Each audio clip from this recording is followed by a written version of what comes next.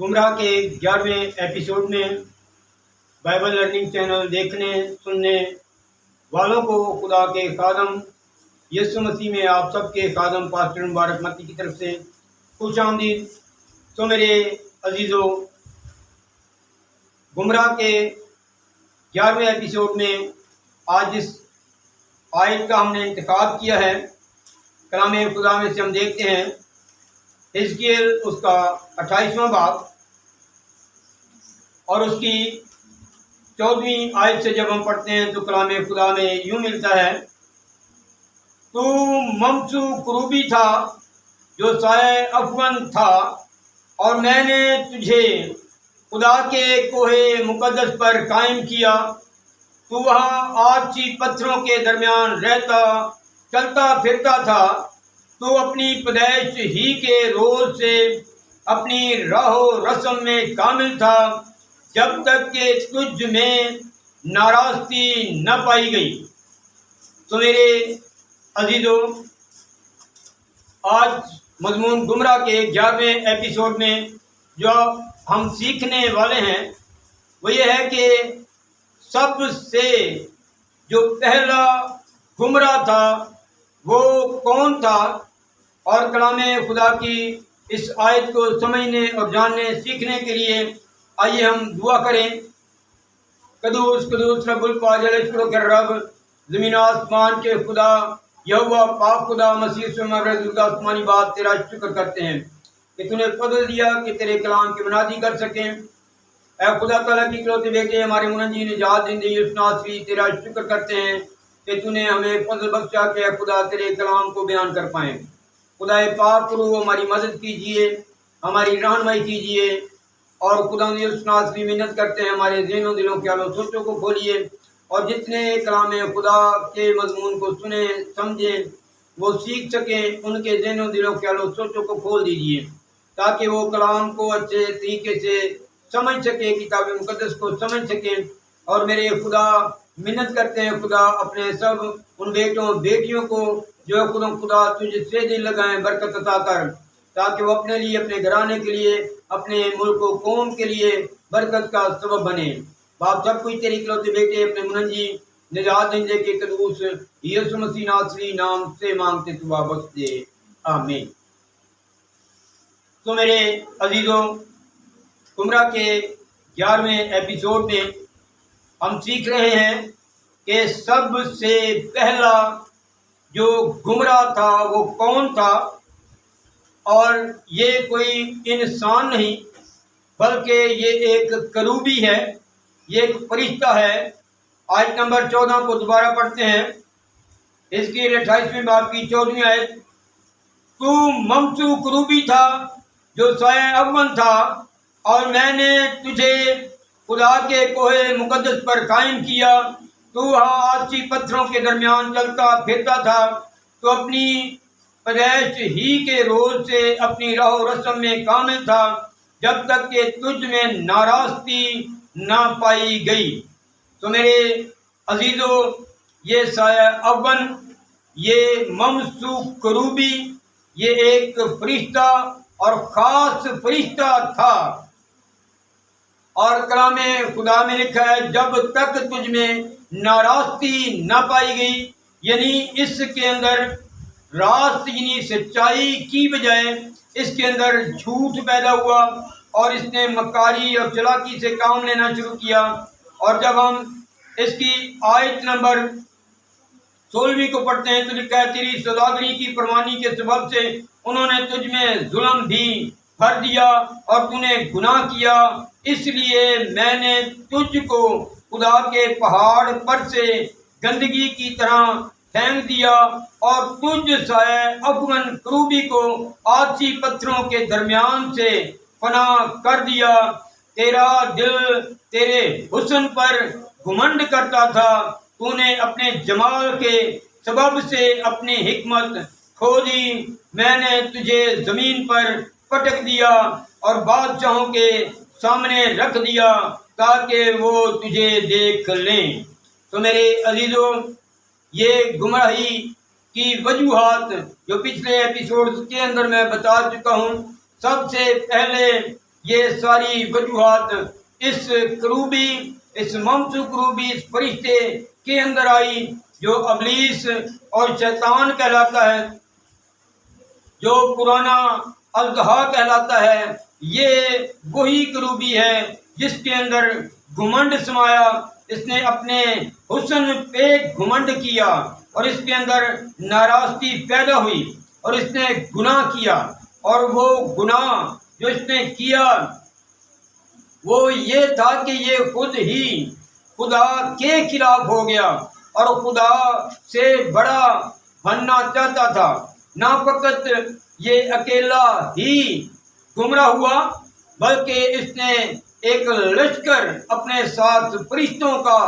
گمراہ کیا۔ یہ نہ اکیلا گمراہ تھا بلکہ اس کے ساتھ اور بھی بہت سارے کروبی، بہت سارے فرشتے گمراہ ہوئے۔ تو اس پہلے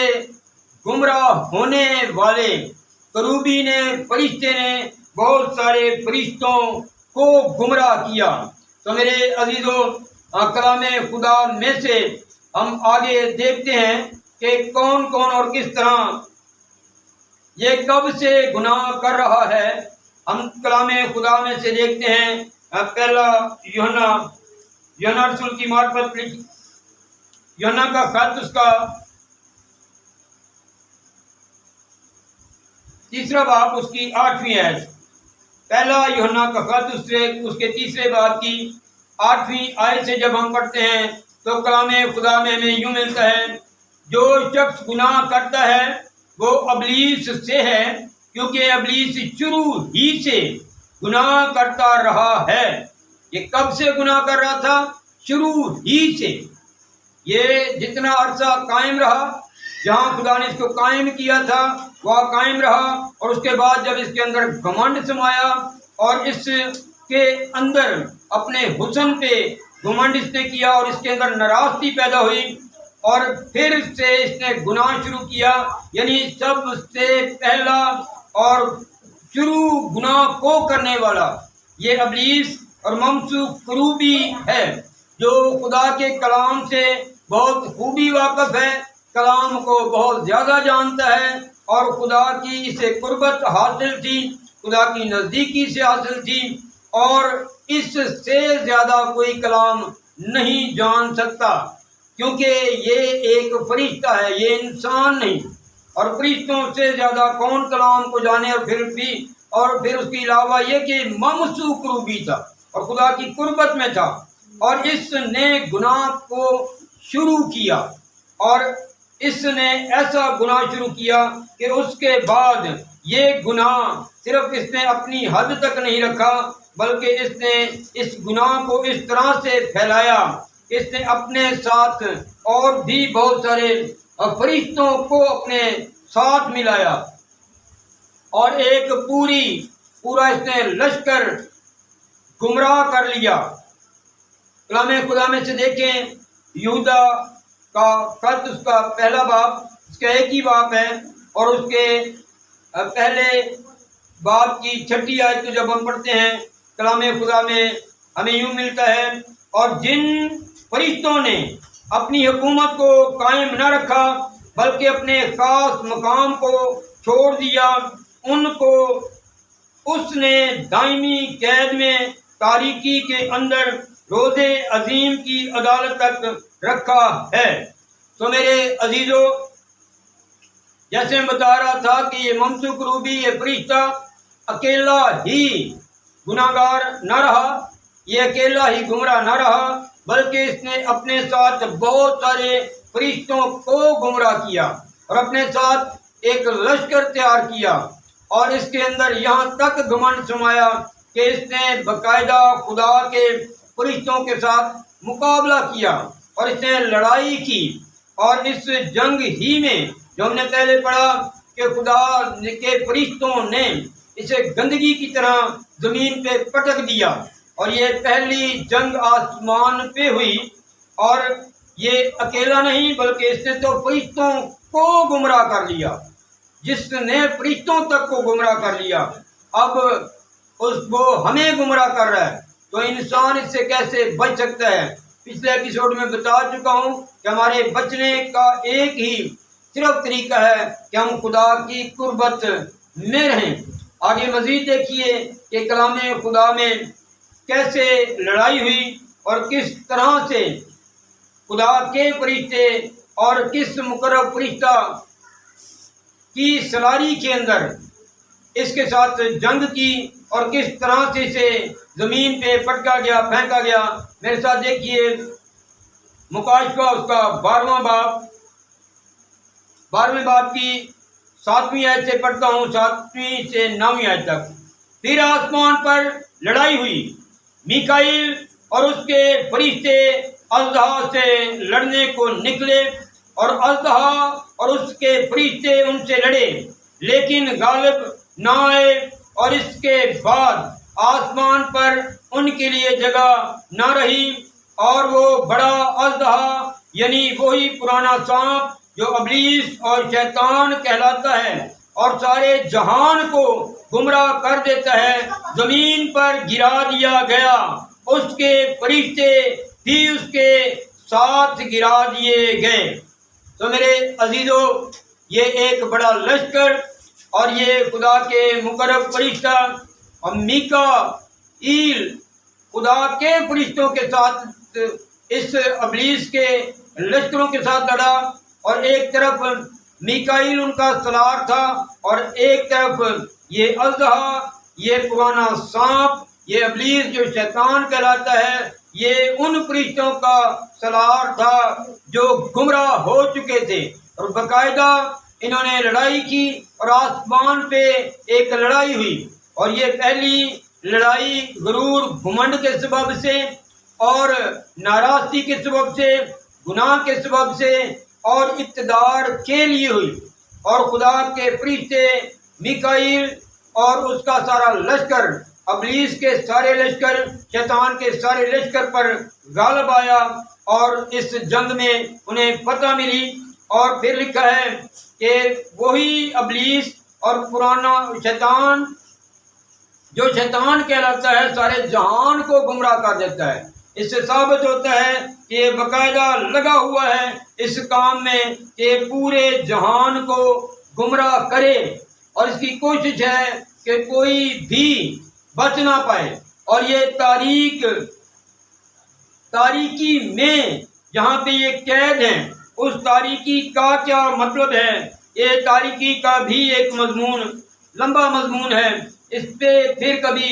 بات کریں گے۔ ایک اور حوالہ دیکھتے ہیں کہ یہ تاریک غاروں میں قید ہیں اور یہ تاریکی میں قید ہیں۔ یہ کیسی تاریکی ہے، یہ کیسی قید ہے کہ وہ نکل بھی رہے ہیں اور بنی نوع انسان کو گمراہ بھی کر رہے ہیں اور تاریکی کے اندر قید بھی ہیں۔ میرے ساتھ ایک اور حوالہ دیکھیے، دوسرا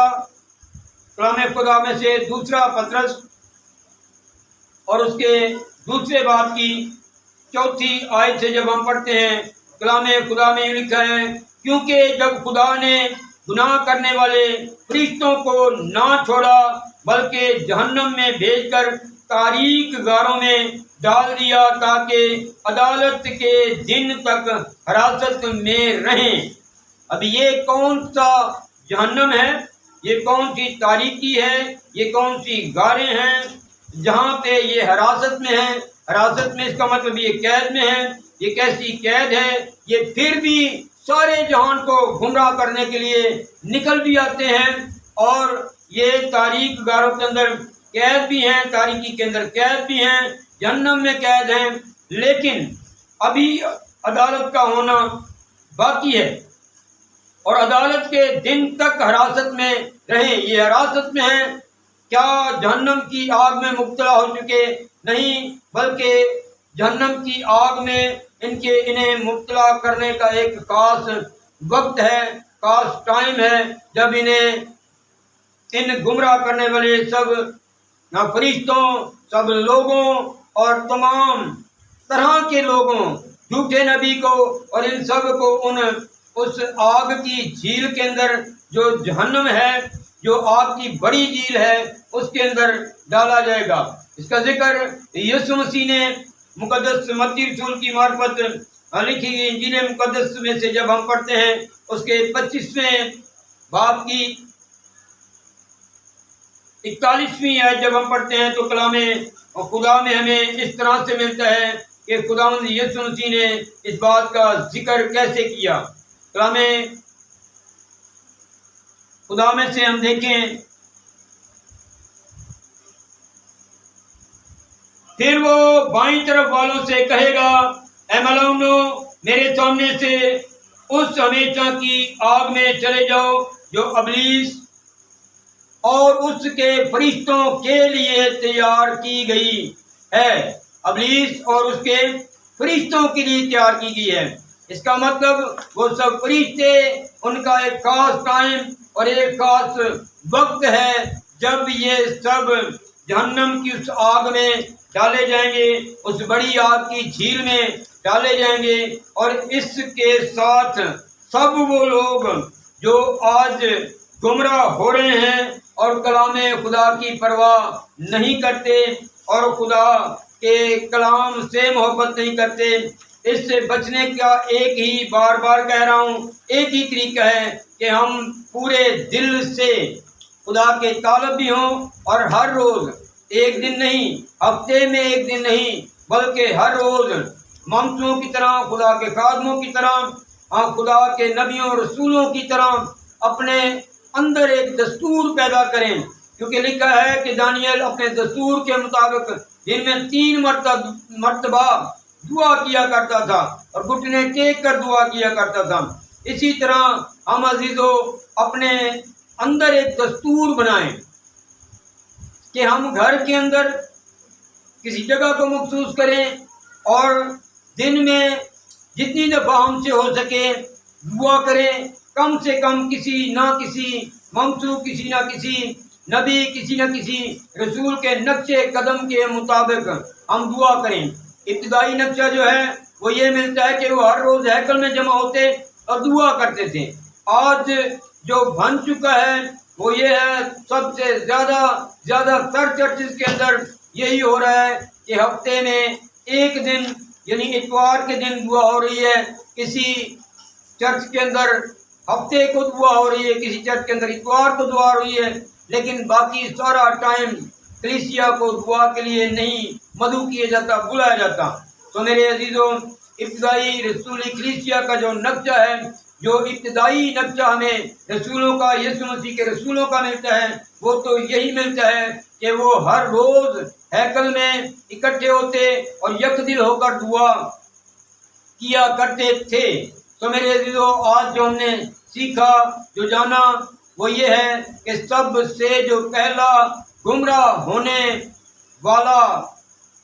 ہے وہ کوئی انسان نہیں بلکہ ایک ممسو کروبی ہے، فرشتہ ہے، اور اس کے بعد پھر ایک بڑے لشکر کو اس نے گمراہ کر دیا، اور وہ بھی فرشتوں ہی کا لشکر ہے۔ اور اس نے آگے شکار کس طرح کیے، اگلے ایپیسوڈ میں ہم اسے جانیں گے۔ ایک آخری حوالہ میرے ساتھ دیکھیے، مکاشفہ اس کا 20واں باب اور اس کی 10ویں آیت کو جب ہم پڑھتے ہیں تو کلام خدا میں یوں لکھا ہے، اور ان کا گمراہ کرنے والا ابلیس آگ اور گندک کی جھیل میں ڈالا جائے گا، جہاں وہ حیوان اور جھوٹا نبی بھی ہوگا، اور وہ رات دن عبدالآباد عذاب میں رہیں گے۔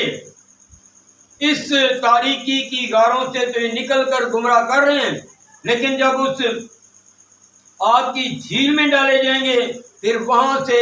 کسی کا نکلنا ممکن نہ ہوگا۔ تو میرے عزیزو، یہی دوسری موت ہے۔ اس موت سے اپنے آپ کو بچائیں۔ بچنے کے لیے جنہوں نے توبہ نہیں کی وہ توبہ کریں، جنہوں نے یسوع مسیح کو نہیں پہنا وہ یسوع مسیح کو پہنے، جو نئے سرے سے نہیں پیدا ہوئے نئے سرے سے پیدا ہوں، جنہوں نے روح القدس کا لباس نہیں لیا وہ لباس لیں، کیونکہ آپ کی کشتی عام انسانوں سے نہیں بلکہ انہی تاریکی کی فوجوں کے ساتھ ہے۔ یہ تاریکی کے حاکم ہیں، یہ تاریکی میں قید ہوئے۔ پھر کہوں گا کہ تاریکی کا مضمون ایک لمبا مضمون ہے۔ مضمون گمراہ کو مکمل کرنے کے بعد ہم تاریکی کی نگاروں کے بارے میں اور اس تاریکی کو جانیں گے کہ یہ کیسے اور کہاں قید ہیں۔ تو میرے عزیزو، خدا آپ سب کو برکت بخشے اور آپ کو آپ کے گھرانے کے لیے اور آپ کے ملک و قوم کے لیے برکت کا سبب ٹھہرائے۔ سب کچھ ہم خدا یسوع مسیح کے عظیم جلالی اور فتح مند نام میں مانگتے دعا بخش دے، آمین۔